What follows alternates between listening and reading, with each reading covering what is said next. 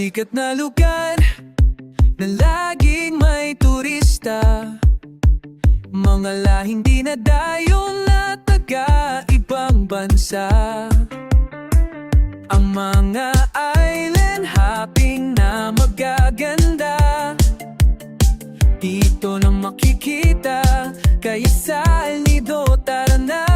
Kahit saan parte ng baybayin, pwede kang pumunta. Mahal kong El Nido, mahal ko ang bayan ko, ating ipagmalaki ang yaman at ganda nito. Kaya ano pang hinihintay nyo, tara mag-enjoy ka dito. Mga taraw na nakakaakit, mga isa na iyong paaborito.